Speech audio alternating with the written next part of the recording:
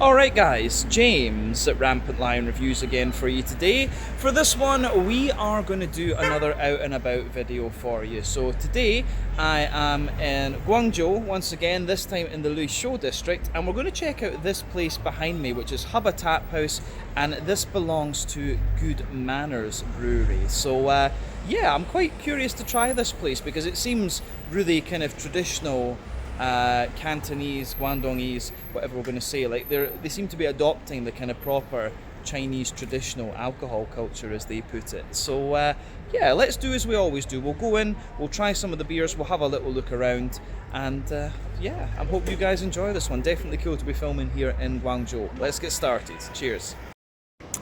Alright guys, so this is the exterior of the Hubba Tap House, and as you can see up on the right there, it shows you Good Manners Brew. That is the name of the kind of parent brewery. But yeah, they do craft beer, cocktails, tea and coffee, and they've been around since 2018. You can see all the Chinese New Year decorations in the window as well. But yeah, it's quite an interesting location as well. Like I said, we're in the Luishou district at the moment, so you can see these kind of, I guess, 1980s, 1990s sort of apartment blocks and things.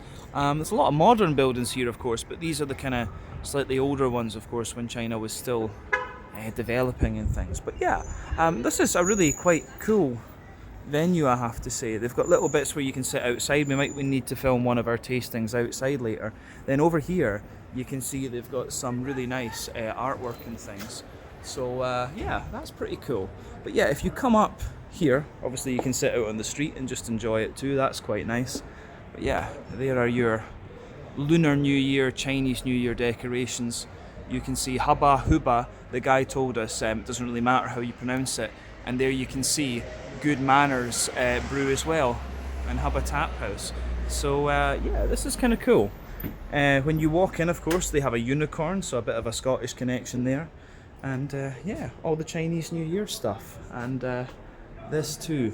But when you come in, we're here in the afternoon when it's nice and quiet actually, which is good for filming. But it's a really nice bar actually. Apparently they show Japanese animes in the mornings and things too. But yeah, it's a really nice space, this one actually. So yeah, I've been filming my first beer tasting over here, and Ang is chilling, enjoying his coffee. So yeah, Ang, what did this say? What was it this banner said? Yeah, the happiness is free, but if you want more, you might have to pay a little. So yeah, happiness is great, but if you want a little bit more, you need to pay a little bit more, and that's what we're going to do with the beers, isn't that right? So yeah, here's one of the beers we're going to have a little look at. You'll be seeing a beer tasting in just a second. Cheers. Right guys, well, time for our first tasting then here at Hubba Tap House in Guangzhou, here in Guangdong in China. So yeah, this is quite an interesting bar, as you'll have seen from the little walk around video just a second ago. But actually trying to choose the beers was quite interesting because the whole menu is in Chinese and the guy only speaks Chinese. He was very, very helpful though. Ang managed to translate a lot of the stuff for me, and now I have an idea of what beers I'm going to try for this video. So we're going to do this, let's do it. So yeah, for our first tasting, as I often do in these videos, we're going to start off with a lager beer. It's a nice place to start, something nice, light and drinkable. So beer number one is Anna Purana, this is called. So it's being described as a hoppy lager, 5.1% ABV. I think this could be really quite interesting. So yeah, there you can see Good Manners Brew on the glass there. But yeah, when the beer poured, it had a lovely finger of a frothy, I would say slightly cream coloured head, and you can see that it has this lovely kind of pale golden straw colour. Quite a lot of visible carbonation. Yeah, you can see that on the viewfinder there. So yeah, really nice looking beer, this one. Remember, the colour of your beer depends on a few things. One, the type of malts that you use, that goes a long way to determining your EBC rating. Two, length of your wort boil is going to play a role, because the longer you boil the wort, the more the sugars caramelise, and thus you get a darker colour of beer. But any barrel aging you or adjuncts you put in will affect that too. But when it comes to lagers, it's very rare that you have to care about adjuncts or or barrel aging, of course. It's only with some of the crazy big Doppelbox and Icebox and things like that that you have to care about that. But all in all, this looks pretty much as you would expect from a lager. I'm quite curious to see what type of lager exactly this one's going to be. The appearance, of course, would suggest something like a Pilsner or a Helles or a Czech Svetli, something like that. But yeah, let's just see what this one's going to be like, actually. I'm very curious. Ooh, now that's interesting. Aroma-wise, the first thing that jumps out at me is it's got a little bit of an earthy, herbally sort of thing going on. So I wonder what hops and stuff they've used in this, or if they have put in a little adjunct or something. But yeah, the backbone of the beer, it's got a little bit of like a kind of brown bready bread crust.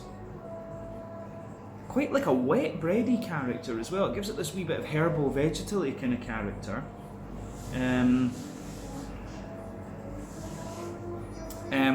There's a little bit of like wholemeal brown bread in there. It's quite grainy in its backbone. There's some sweeter white bread as well. There's a little bit of like McVitie's digestive biscuity type character. The yeasty side of things at the back, yeah, the yeasty side of the beer at the back of the nose is quite,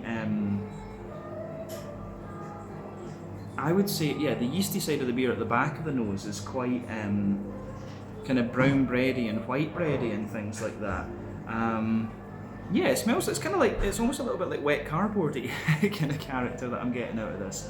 So that's really quite interesting in this one, the malty and yeasty side of things. I'm curious to see how that's going to translate into the actual flavour of the beer. But yeah, let's have a wee look at the hoppy side of things. And I think we've said everything we can about the malty and yeasty side of it.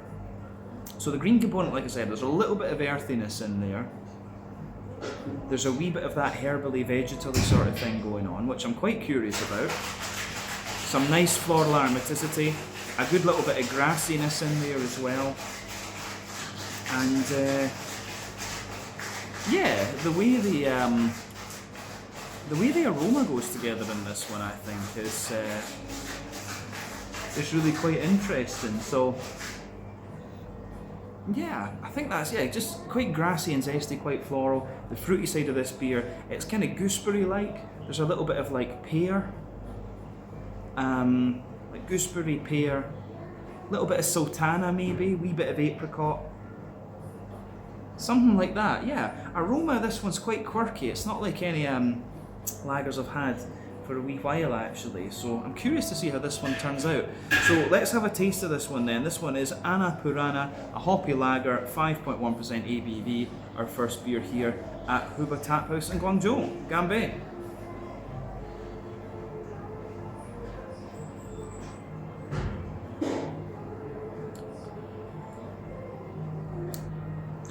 Pretty nice.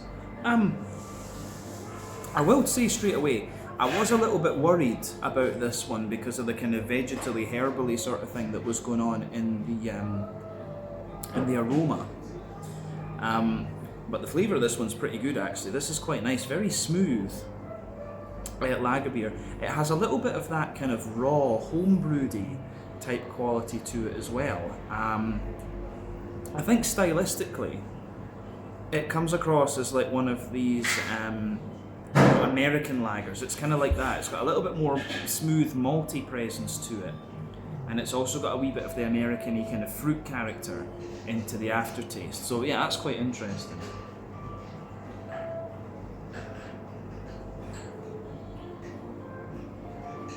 But I will say, that is pretty nice, so gets a big thumbs up from me. Trying to figure out what hops are in that because it is quite familiar. Maybe a little bit of Citra or Simcoe or something like that. It feels more American hoppy than New Zealand hoppy, in all honesty. But yeah, this is a nice lager, a good place to start. Glad we picked this one. So yeah, the backbone of this beer then. So we've got middle third of the palate. Backbone of the beer, you've got lovely kind of brown bready bread crust in there. There's a little bit of wood, a little bit of cracker. You've got your brown bready character on top, your white bready character above that. Then you get a wee bit of like a McVitie's digestive biscuity type character, which is really nice. In the dead centre of your palate, you've got a little circle there, which is like a more kind of concentrated, sweet, Yeah, it's a more kind of concentrated, sweet, biscuity character. Yeah, the middle third of your palate in this one is very, very nice.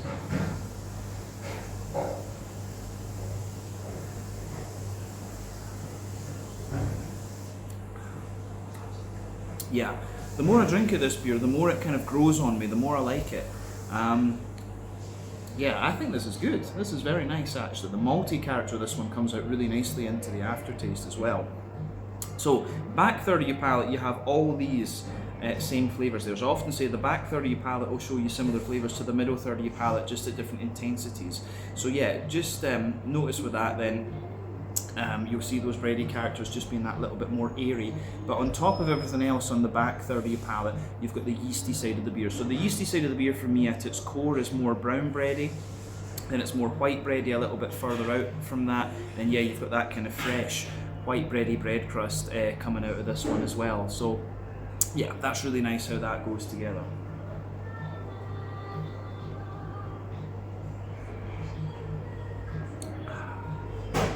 Yeah, I do like that, it's good.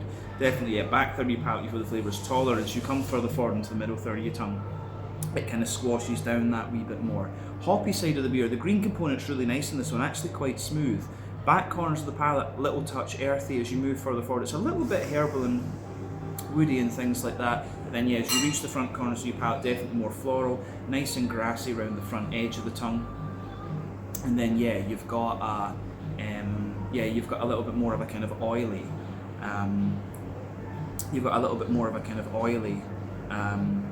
Fruity character to this one too. So on the front third of your palate, you get that nice oily bubble where the juicy fruity esters roll their way out of the beer. So for me, the fruity side of this one,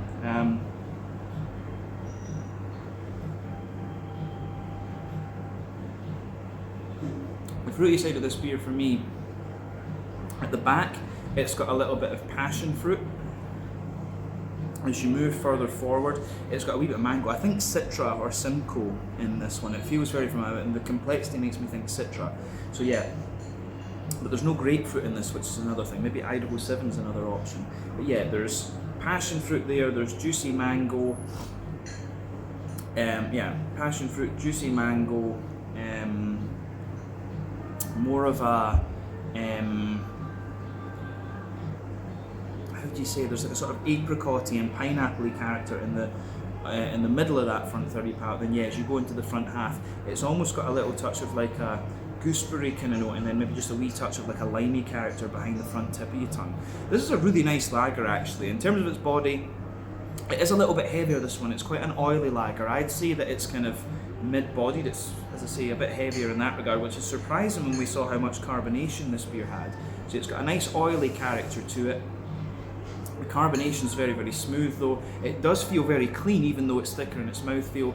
The IBU I think is roughly about 20 in this one, so they say it's a hoppy lager. The hops are more to do with the flavour rather than the IBU. Malt base is a bit drier underneath, smoother in the middle, touch sweet on top, and then yeah, you've got that lovely oily, fruity, hoppy character coming out of this one.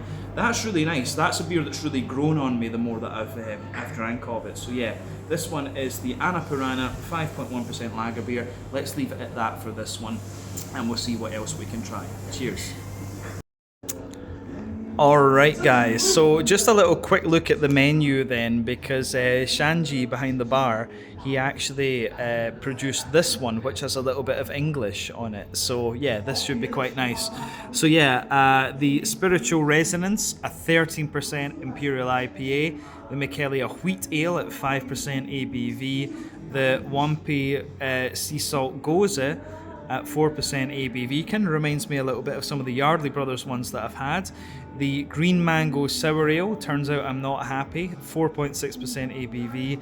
The Mung Bean Ale at 4.3% ABV. Then they have the Shit in Different Colours, the Raspberry and Blueberry Sour Ale, 5.5% ABV. The description of that one and the name is quite interesting, so yeah, that gave me a bit of a laugh. But yeah, over here they have the Marks is a good idea, triple IPA, 9%. The Careless Whisper, triple hazy IPA at 8.3% ABV. The You're the Best Pale Ale, 5% ABV. I guess that's one of their bigger sellers. The Annapurna Hoppy Lager at 5%. The Janibekov Effect West Coast IPA, 8% ABV.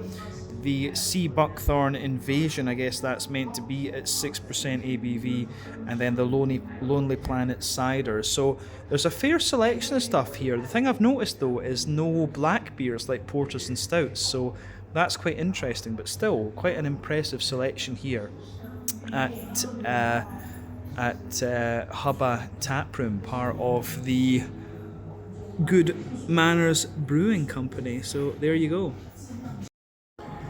Alright guys, well, time for tasting number 2 then here at Hubba Tap House Good Manners Brew.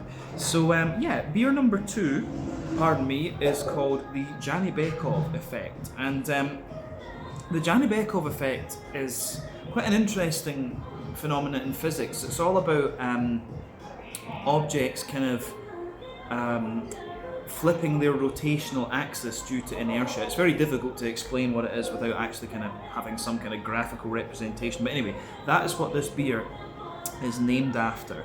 But the beer itself comes in at 8% ABV. It is a West Coast IPA, and as you'll know if you've watched the channel for any length of time, I love West Coast IPAs, and that was the main thing that attracted me to this one. So you can see when the beer poured, it came out with a half finger of a frothy, I would say kind of cream coloured head. You can see that this beer has a little bit of a kind of natural haze to it, and again, it does have a fair little bit of carbonation to it. You can see the carbonation just going up toward the bottom of the head there, but overall it's really nice looking. So yeah, as I've said with West Coast IPAs on the channel before, there are 2 ways that these beers can lean for me. They can be a little bit more kind of bready and biscuity, such as Pliny the Elder from Russian River, or they can be a little bit more oily and caramelly, such as the Torpedo from Sierra Nevada.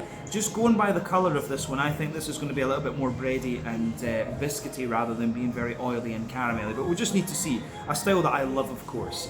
But yeah, appearance-wise, nothing particularly surprising about this particular beer, so let's have a little look at the aroma and just see how we get on with this. That smells really nice. Like I said, very bready West Coast IPA, but also really nice and fruity. Yeah, I think that smells really nice. For me, yeah, backbone of this beer, lovely fresh white ready bread crust in there. Yeah, lovely fresh white bread crust, a little bit of wood, little bit of cracker as you often get. A little touch of like sweet wholemeal brown bread, but mainly a fluffy white bready character coming out of it. Sweet McVitie's digestive biscuit, oily caramel, but not too oily. More a kind of, there's a little bit of that Werther's Original butter candy butterscotch sort of thing to it. But yeah, aroma-wise, this one, on the malty side of things, it's very nice. In the back of the nose, you start to get the yeasty side of the beer coming out. Yeah, in the back of the nose, definitely a little bit of a yeasty part of the beer coming out. The yeasty side of this one has a little touch of brown bread, but quite a lot of white bread and a little sort of kind of crackery note to it, which I think is great. And then yeah, I think that's everything we need to say about the malty side of this beer. It's quite straightforward. White bread, biscuit, wee bit of brown bread. It's great. So yeah, the hoppy side of things then with this one. Yeah, as I've often said, West Coast, there are 3 types of hoppings when it comes to making IPAs. You've got early edition hopping, which takes place within the first hour of the wort boil. That gives you a deep dank green component. It's responsible for the majority of your bitterness. Late edition hopping, which takes place within the last half hour of the wort boil. A little bit of bitterness, mainly flavour and aroma, but it gives you quite a bright green component. Dry hopping takes place after the wort boil is complete, and that's again a very bright green component it gives you, but it's responsible for a lot of flavour and aroma. West Coast IPAs tend to use all 3 types of hopping, which is why they're deeper and danker and more bitter. New England IPAs tend to use late addition and dry hopping, which is why they're softer and more juicy. I will say, the aroma of this one on the hoppy side of things, it's got a wee touch of dankness to it, but not too much. It smells like it's going to be a more modern take on the West Coast IPA, you know, less early edition hopping. But yeah,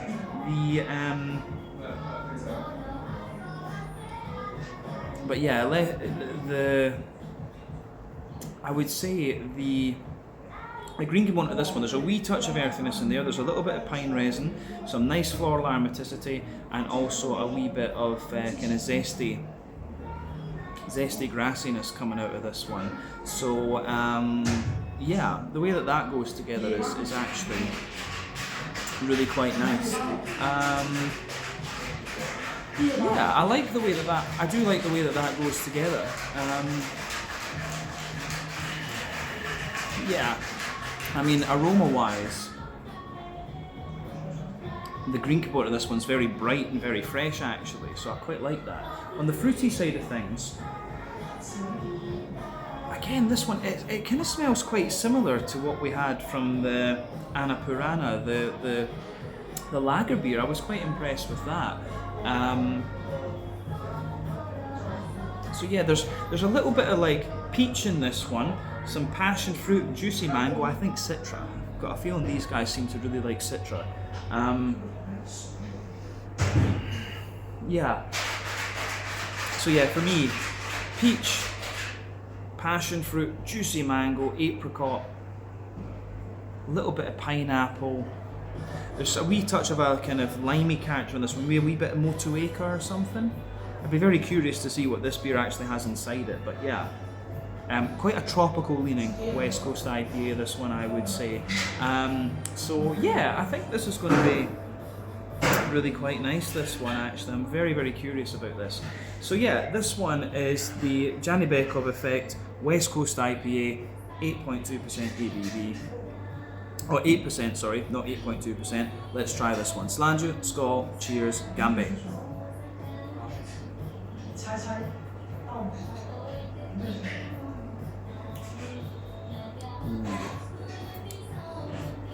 That's good.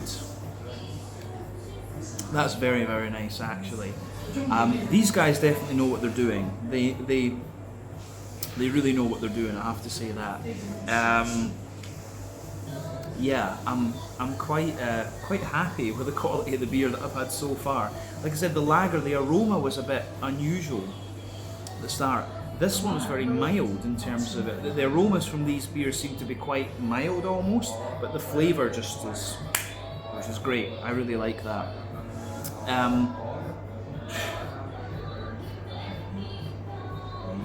But that is a solid, really nice West Coast double IPA.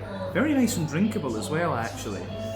But yeah, let's break it down and describe it for you more in depth as we always do. The backbone of the beer, lovely fresh white bready bread crust. There's a little bit of wood further forward on that middle third of your palate there. There's a wee bit of cracker. You've got a layer of slightly sweet brown bread in there, quite dense sweet brown bread I would say as well. And above that you get the white bread, which does have a degree of sweetness to it, but it's just that little bit lighter and more sort of airy. And then above everything else, you start to get the brown sugary side of this beer. Like I said, this is one of the West Coast IPAs that is more bready and biscuity rather than being oily and caramelly. But yeah, the brown sugary there, you've got the kind of McVitie's digestive biscuity notes, a slight touch of toasty caramel in there, then you've got that circle in the middle of your palate which is like sweet oily caramel. There's a little bit of that Werther's original butter candy, butterscotch type flavour to this one around the edges of that. But yeah, the malty backbone of this beer is really, really nicely done. So again, thumbs up to Good Manners and Hubba for that.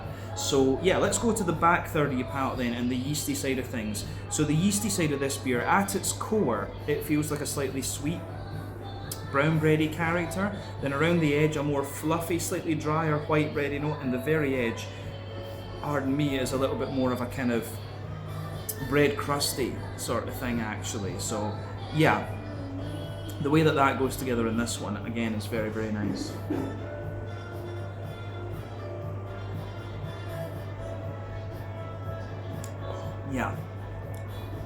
malty and yeasty side of this beer is really damn good actually. Yeah, I'm pretty happy with this. This is good. So, I think we don't need to say anything else about the malty and yeasty side of things. Let's go to the hoppy side of this beer then. I don't find this one to be overly bitter, if you like, but the green component is quite nice. It's quite oily. I wonder if there's a bit of cryo or incognito hop in here.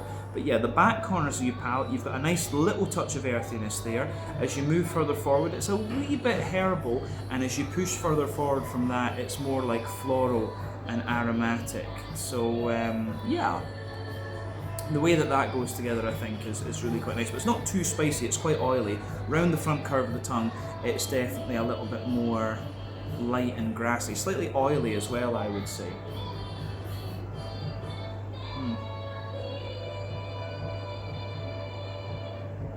So yeah,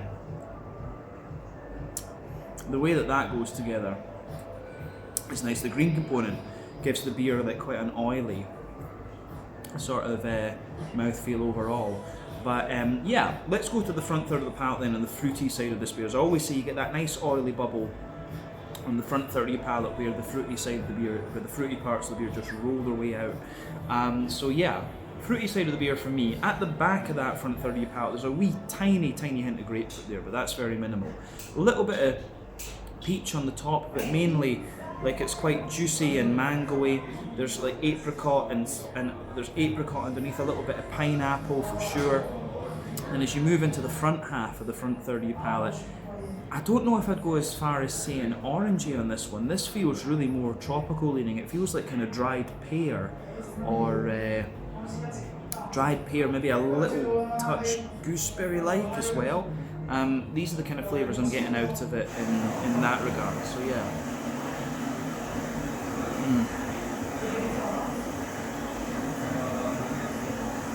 But yeah, that is really, really nice in this one, I have to say. Yeah, the fruity side of this beer, maybe a little touch of lime again, just behind the very front tip of the tongue and the grassy notes. That's a really enjoyable West Coast double IPA, this one. Yeah, they're just calling it West Coast IPA, but 80% ABV, yeah, it really has to be West Coast double IPA, so I would say that to them. But yeah, very impressed with this. Mouthfeel wise, top end of mid-bodied, maybe bottom end of full-bodied. Again, you're seeing quite a bit of carbonation in the glass in this one, but it's very, very smooth actually.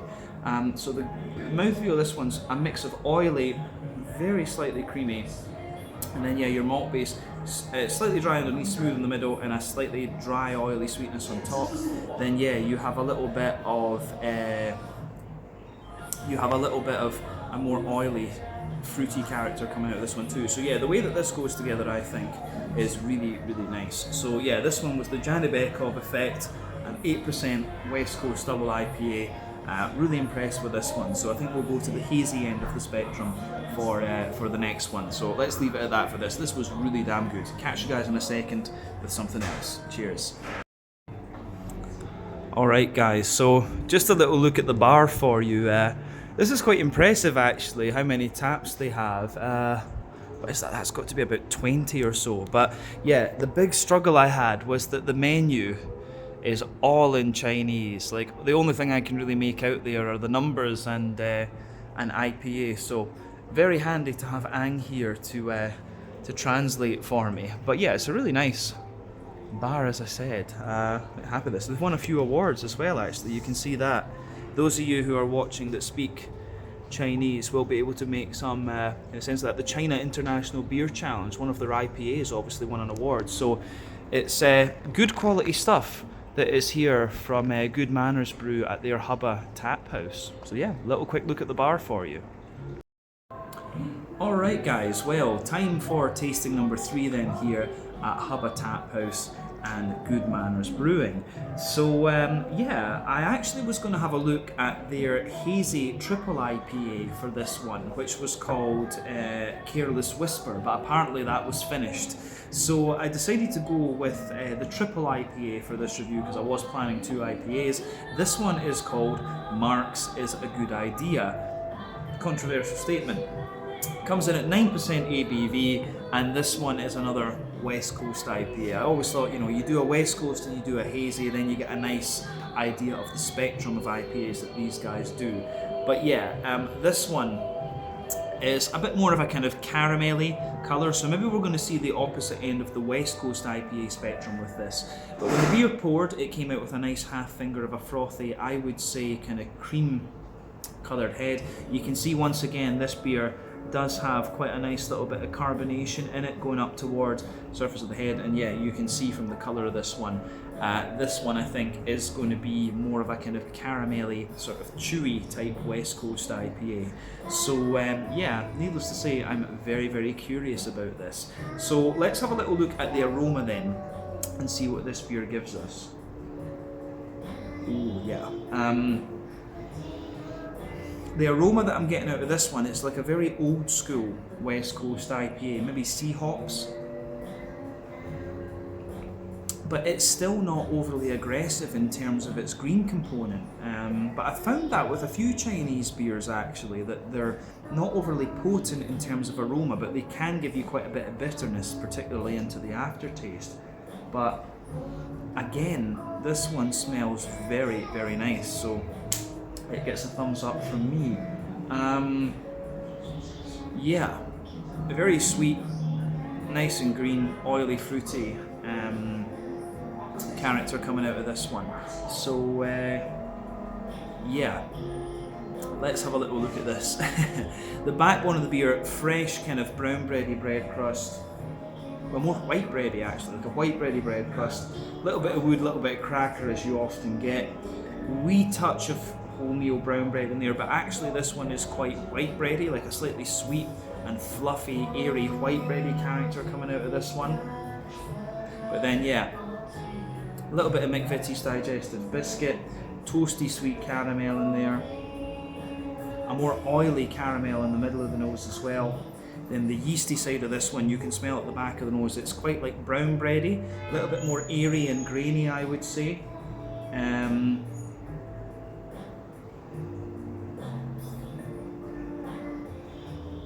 Then in the back of the in the back of the nose, yeah, the yeasty character, more brown bready, but a little bit of white bread and cracker to it, and a wee bit of like a fluffy, more of a dry bread crusty and crackery character to it. The malty and yeasty side of this beer is really, really nice. Pretty much everything you'd expect. It's still more bready leaning, but I think we'll get more kind of caramelly notes out of this one into the you know, when we actually taste the thing. Green component, again, not overly deep and dank and bitter. It's again very mild in terms of what it's showing you with the aroma, but there's a wee bit of earthiness in there. Yeah, there's a wee bit of earthiness in there. There's some nice pine resiny character. Good floral aromaticity as well, not overly spicy. The grassy side of things is quite oily as well. So yeah, the way this one goes together, I think, is very, very nice. Green component is good in this. The fruity side of this beer, I think there's Cascade in this because it gives you that sort of peary. Yeah, you get a bit of the grapefruit and you get a bit of the almost kind of peary sultana note that is very distinctive with that hop. But yeah, there's a wee bit more orange in this one, maybe mosaic in here. And there's a slightly more tropical hop, but yeah, a little touch of grapefruit, oily, peary, sultana type notes, nice, yeah, nice sort of orangey characters coming out of this one as well. Yeah, the way that this one goes together, I think, is very, very nice. So it gets a big thumbs up from me. Yeah, I really like how this one goes together. Actually, aroma-wise, it's very good, and it makes me very curious to try it. So yeah, let's have a little taste of this one and see what it's all about. So this is called Mark's Is a Good Idea. Like I said, very debatable. A 9% West Coast triple IPA. Our third beer here at Hubba Tap House and from Good Manners Brewing. Slanja Gambe.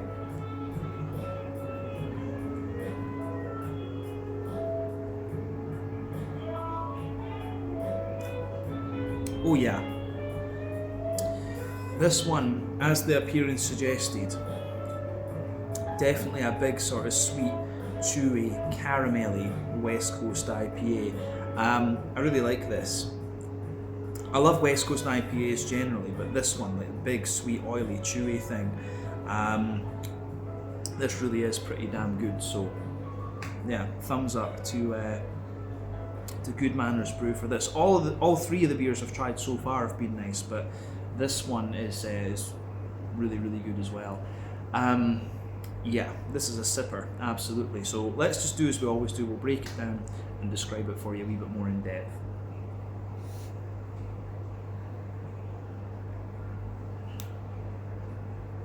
So yeah, the backbone of the beer for me, it's absolutely more of a kind of brown bready bread crust that you get in here. So yeah, lovely kind of brown bready bread crusty character. Further forward on that middle third of your palate, you get a wee bit of woodiness. There is definitely a bit of cracker in this one, and the woody and crackery notes actually come out quite a little bit into the aftertaste as well. Then there's definitely some more wholemeal brown bready character sitting on top of that, and that comes out more into the aftertaste as well, along with the woodiness, like I said. Then you've got the fluffier white bready character, and the white bready character that comes out of this beer is actually pretty sweet. I think this is really nice in that regard too.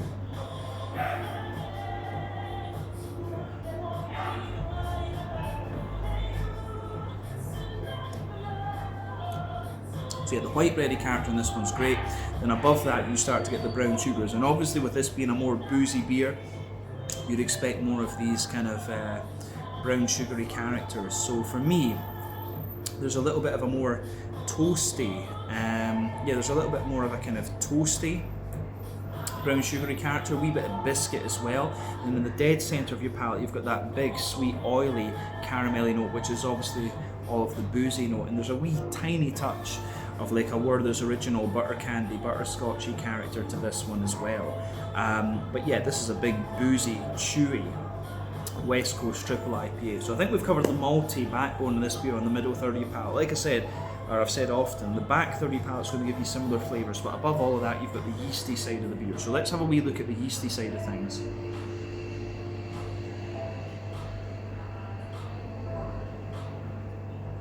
So yeah, yeasty side of this beer, for me at its core, like it's a sweet brown bready character. Then around the edge of that you get more of a kind of fluffier white bread, and the very edge of the yeasty character is more kind of like a sort of hedgehog bread roll type thing, like a fresh loaf.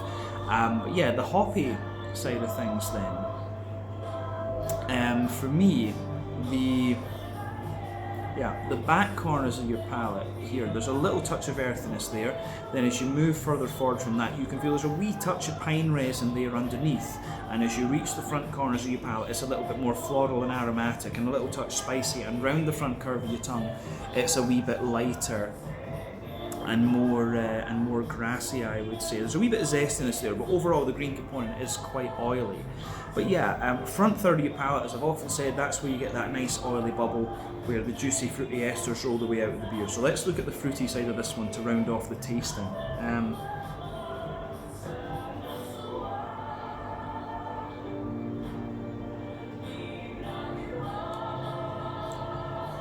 Yeah, I think this is an old school sea hop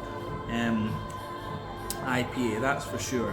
So yeah, at the back of that front third of your palate, there's definitely like a little touch of grapefruit in there. So yeah, a little touch of grapefruit. As you move further forward from that, you can feel there is a little bit of like oily mango in there. There's sultana underneath. There's like sultana, pear, apricot as well. And as you move into the front half of the front third of your palate, there's definitely a little bit more of a kind of orangey character. I want to say there's a bit of mosaic or amarillo in this one. I think, yeah, cascade, maybe a bit of citra and amarillo or mosaic in this. It feels, there's something very familiar about this. I wouldn't be surprised if there's a wee bit of Chinook in this as well, actually.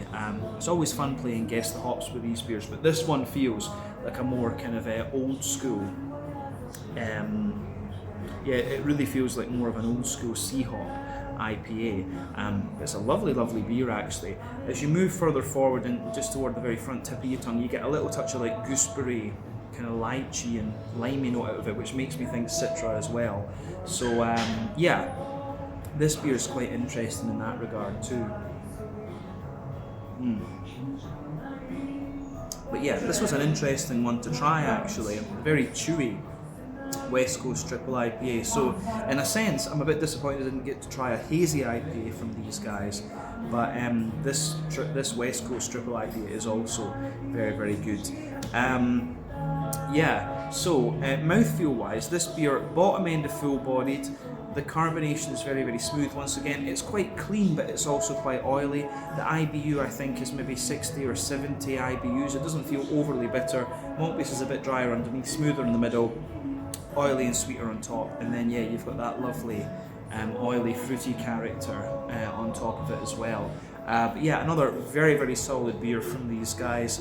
This was Mark's is a good idea. Triple IPA, a West Coast IPA obviously at 9% ABV.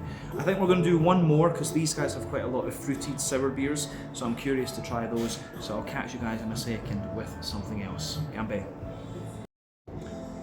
So yeah guys, I just noticed that over here in the corner they've got a few little funny bits of artwork there. There you can see KFC and FUCK, which I thought was funny, and the god of recycling with the sort of COVID temperature gauge thing. I thought that was quite funny. But yeah, they've won quite a few awards by the looks of it. The Golden Flower Award for craft beer for the cider mead category. They've got another one in there from the China International Beer Challenge, another one from the Golden Flower Award, that is for their sour and fruit beers. And yeah, this one over here, I think the light's going to reflect on that though, but there's a few more. Just up here too, which are quite nice. One of them for the pale ale at the back there. So yeah, pretty cool. A few awards and things, and obviously you can go up to Bar Daiquiri as well. So I might need to ask if we can go up there and have a little look as well. But yeah, quite a few awards and artwork sitting here in the corner too. Alright guys, well time for tasting number 4 then here at Hubba Tap House, part of the Good Manners Brewing Company. So yeah, one thing I noticed was that on the menu here they had lots of different kind of sour beers and fruit ales and stuff like this, so it seemed only fitting that we review at least one of these while we're here at their tap room. So yeah, a few different things on the menu. They had Michelia wheat ale, a Wampe sour sea salt goza, a green mango sour ale, and also a mung bean ale, a raspberry and blueberry sour ale as well. But we asked the guy behind the bar what his favourite one was, and he picked out this one for me. So this is the Sea Buckthorn Invasion, 6% ABV, and Sea Buckthorn of course has quite a connection to Finland and Sweden. This little berry that's very, very sour actually, so I thought this would be a really nice one to review over here. So here we are. Yeah, so you can see the beer pours this lovely kind of rich yellow colour actually. When it came out it had about a half finger of a frothy kind of cream coloured head. That has of course disappeared to be pretty much nothing, but there is still a little bit of visible carbonation in this one. I'll just let you guys have a little look at that there. It's got a little bit of natural haze to it as well, so probably a little bit of wheat or oat or something like that in here. But yeah, all in all, there's not too much to say about the appearance of this one, because remember, sour beers can be a whole variety of different colours, but certainly looks very, very nice. I'm just quite curious to see how this turns out. I never would have thought that a Chinese brewery would want to brew with Swedish and Finnish Sea Buckthorn, but there you are, that's the creativity of the craft beer world. So let's have a wee look at the aroma of this one then and see how it turns out. Ooh. Now, I'm going to say straight away, that is not what I expected at all.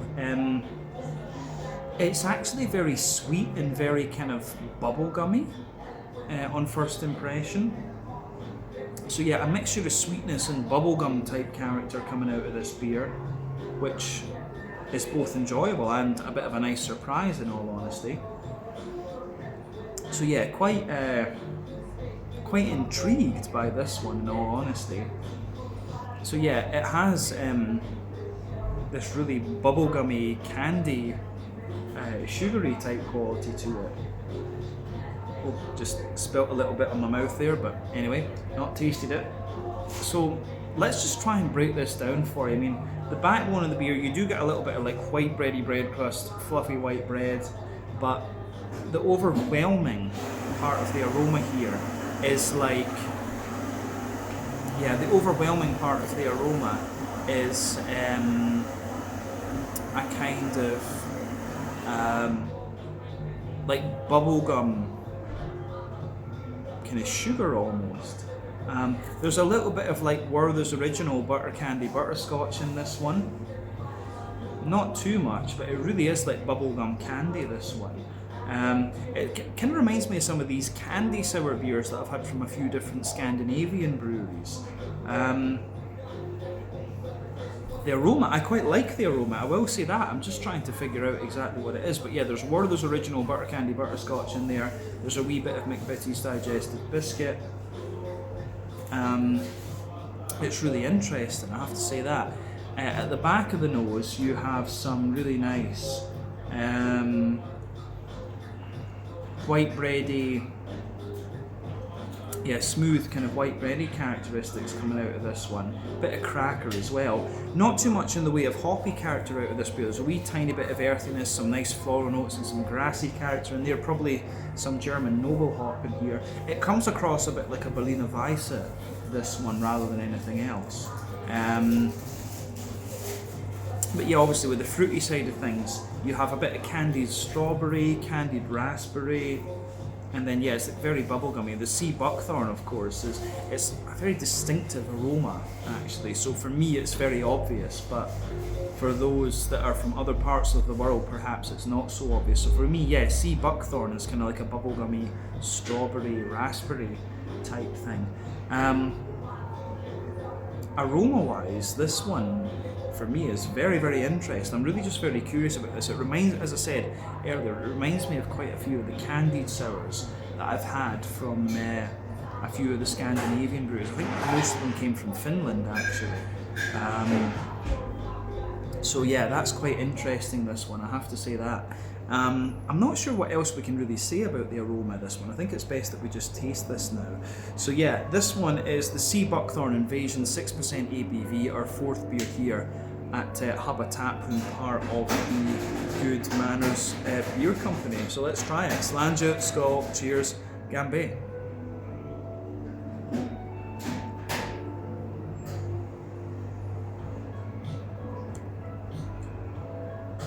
Ooh. Now, I'm going to say this one's actually pretty nice.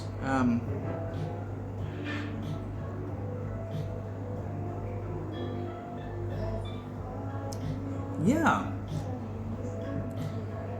I'm trying to think where to place this one in terms of the overall beer spectrum. It's not quite as like candied and sugary as some of these candy sours that I've come across before, but it's certainly very, very sweet, and it's not on the kind of it's not on the flavour kind of profile is not a million miles away from the kind of smoothie sour category, but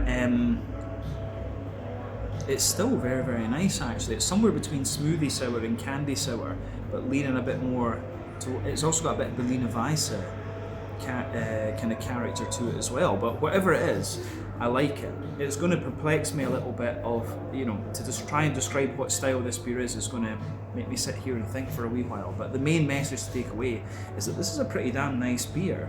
Yeah, I'm quite impressed with this, and the stuff that I've tried from these guys so far has been good. So this is a brewery that I would want to keep an eye on going forward.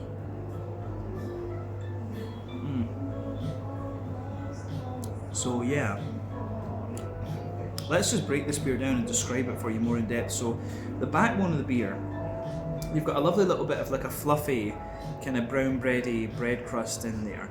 Further forward on that middle third of your palate, you get a little bit of a kind of woody note out of it, and then the base of it. There's a little touch of like brown bready character in there.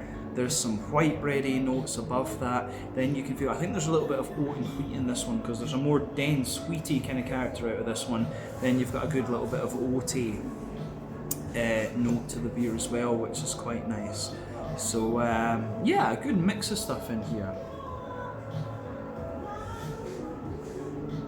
In the dead centre of your palate, there's a little circle there where it's kind of Werther's Original, butter candy, butterscotchy sort of notes. So yeah, sweet Werther's Original, butter candy, butterscotchy kind of character coming out of this beer. Then you have that, as I say, that little bit of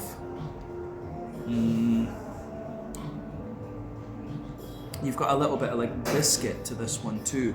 The yeasty side of the beer at the back, on the back third of your palate, it's like sweet white bread in the middle, a more fluffy white bread around the edge, and then there's a wee bit of kind of McVitie's digestive biscuit around the edge of it. And yeah, as always, the back third of your palate, the flavour's taller, and as you come further forward into the middle third of your palate, it condenses down, squashes together. But yeah, it's quite a candied and sweet sour beer, this one. Yeah, hoppy side of things then, you know, this one really does strike me as being like more like a Berliner Weisse rather than anything. But yeah, back corners of the palate, there's a wee bit of earthiness there, a wee bit of herbal character as you come further forward. It's a little bit more floral, but not too much, and then a nice light grassy character there. And of course on the front third of your palate, you've got the fruity side of things. So you have to remember as well that when you add fruit into the beer as an adjunct, it's going to suppress the green component from the hops quite a little bit. So you definitely get that in here. The sea buckthorn, some of that kind of almost candied fruity note from the sea buckthorn is spreading around the sides of your palate there. But yeah, if you go onto that front third of your palate, you start to get the fruity side of the beer. So let's focus on that.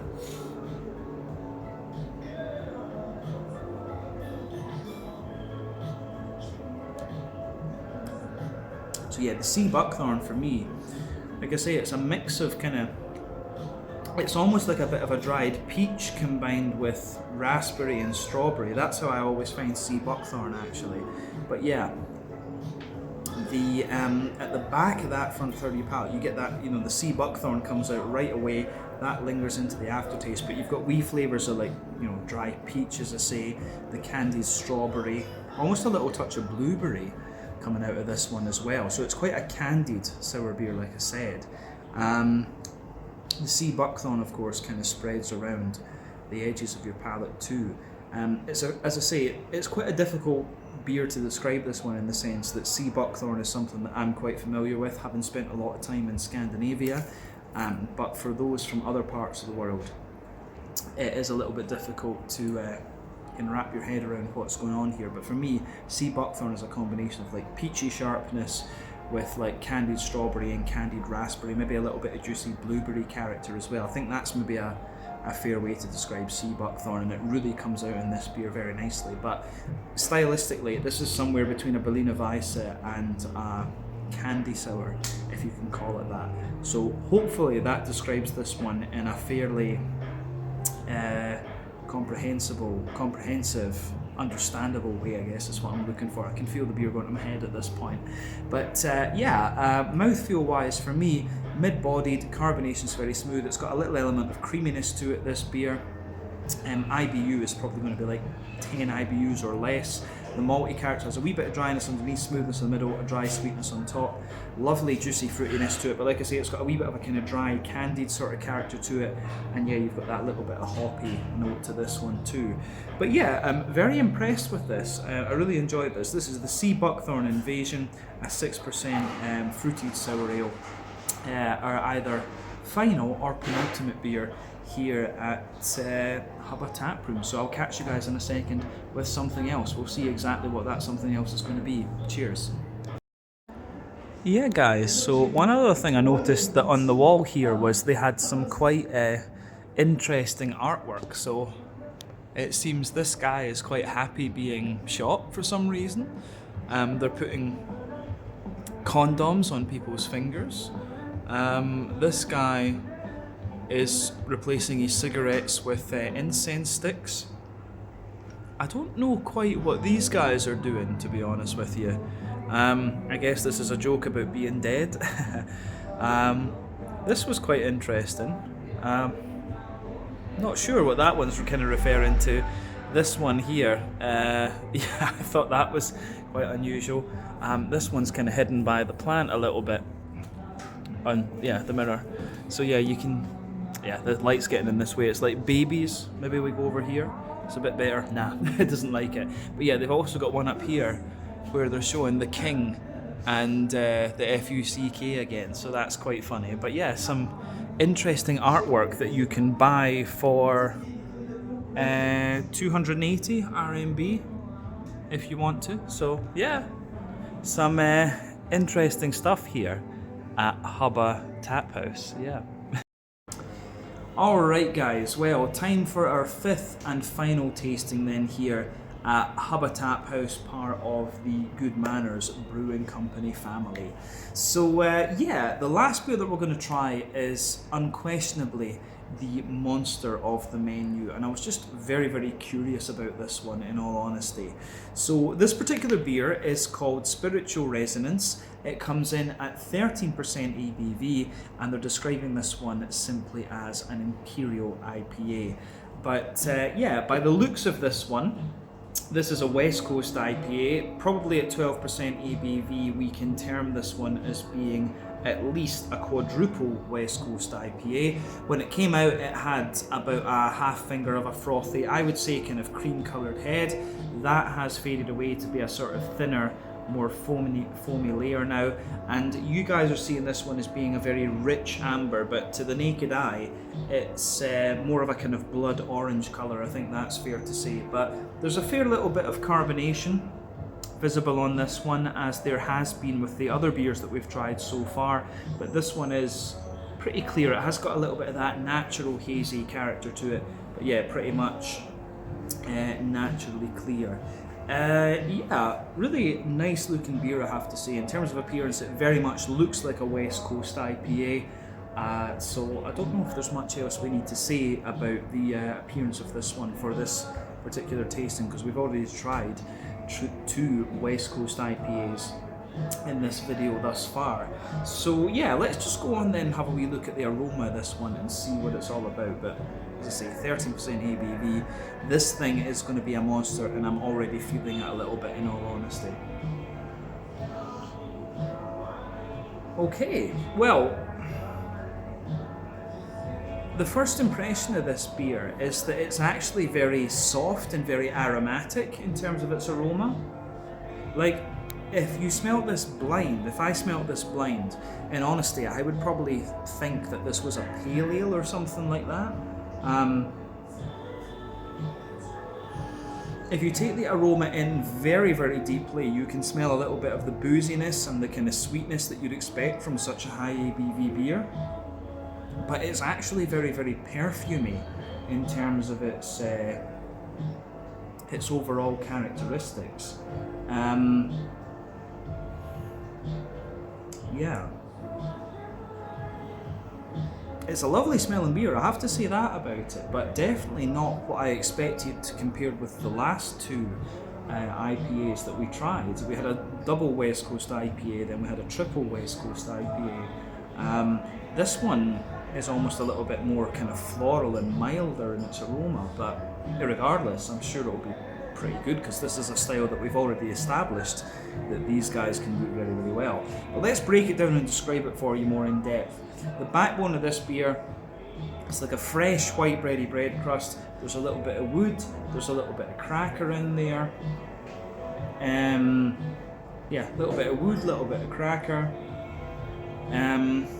Little touch of like fluffy brown bread in there, fluffy white bread as well. McVitie's digestive biscuity character, toasty caramel, sweet sort of, yeah, there's a big oily sweet caramel to this one, which you would expect with it being 13% ABV. There's a little bit of like Werther's original butter candy, butterscotchy character coming out of this one. And that comes out more when you sugar the beer up actually. So sweet caramel, Werther's original butter candy, butterscotch, and a wee bit of a biscuity note coming out of the beer. So yeah, the way that goes together, I think, is is very, very nice. Yeah. Pretty interesting, I have to say. So the malty character, this one, it's again quite a bready and quite biscuity leaning West Coast IPA. This one, it's not overly oily and overly chewy, but just going by the colour of this one, the fact that it's more amber, I think we'll get more of that in the actual flavour of the beer. So yeah, in terms of the hoppy side of things, then we have yeah, quite a nice bright green component, I have to say. And there's a little touch of earthiness to it, some nice bright floral aromaticity, some good grassiness in there.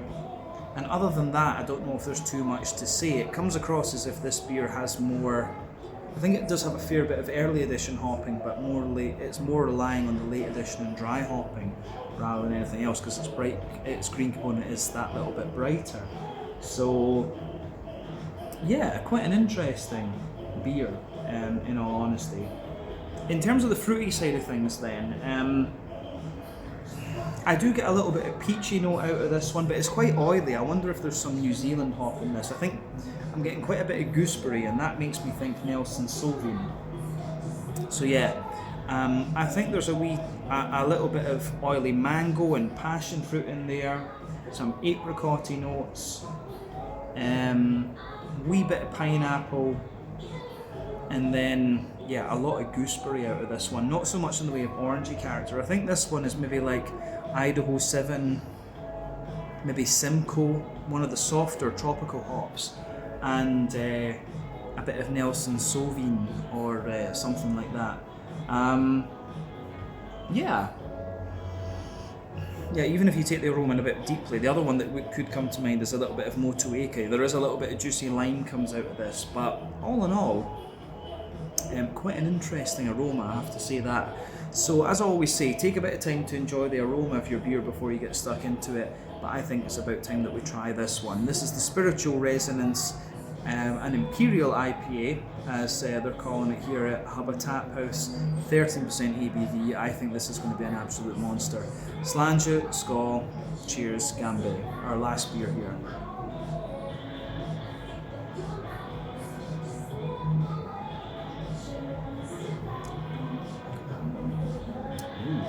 Yeah. Now, you can tell straight from the off that this one is a bit of a monster. It's a beast, a crazy, crazy beer. But it's really nicely done. Again, I've been very impressed with the quality of the West Coast IPAs that these guys have done. The fruited sour was nice, the lager as well. These guys seem to kind of do very nice sort of oily but yet drinkable beers, and again, this one kind of follows up with it kind of fits into that mantra quite well.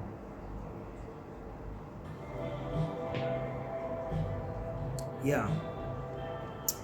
Ooh. Very happy with this, I have to say. Maybe should have tried a few more of the sour beers right enough and the fruited beers, but the IPAs have been very, very good, I have to say that. This one was a little bit like a kind of challenge accepted kind of deal, but yeah, it certainly makes me want to try more of their stuff, that's for sure.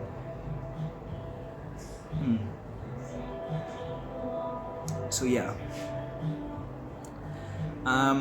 let's break this one down then. I mean, the backbone of your beer, you've got that lovely kind of brown bready bread crust in there, wee bit of woodiness further forward, good little bit of cracker sitting on top of that. There's quite a wee bit of like brown bready character to this one.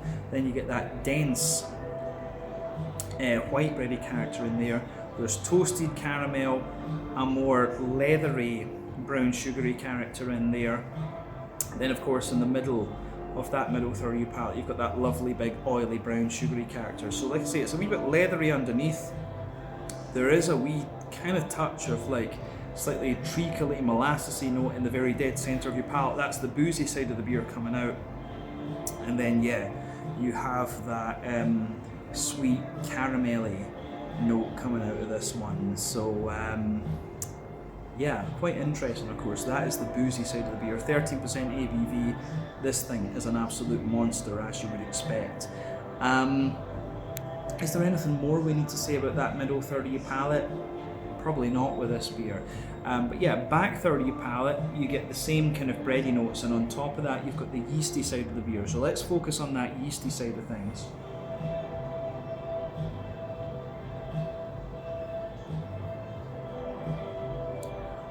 So yeah, the yeasty side of its beer at its core is a very sweet brown bready note, and then further out from that you get sweet white bready characteristics, and then it's surrounded by a kind of more bread crusty character.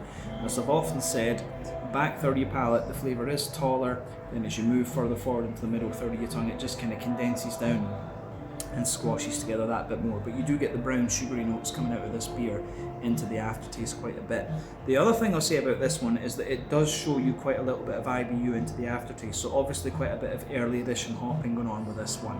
So there's a good little bit of earthiness in there. As you move further forward along the sides of your palate, there's a good little bit of pine resin, and as you reach the front corners of your tongue, more floral aromaticity and a little bit of spiciness, and then round the front curve of your palate, it's just that little bit lighter and more grassy and zesty, I guess we can say. So yeah, let's look at the front third of your palate then, and the fruity side of things, just to kind of round off from that. So yeah, the fruity side of this beer for me, very, very oily, but again, it's quite old school. So let's just break those fruits down.